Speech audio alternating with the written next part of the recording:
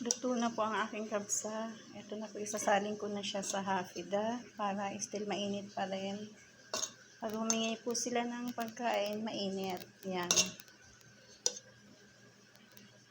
Red rice. Yellow rice pala. Konti lang ginawa ko. Ito yung toppings.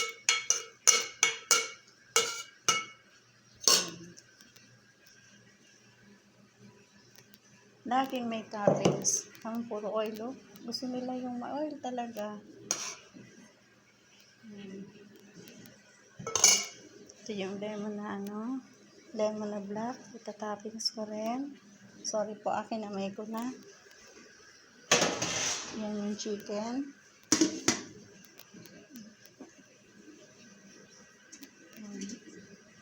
Wait ko na lang po dumating yung mga babae. At sila pakakainin ko na.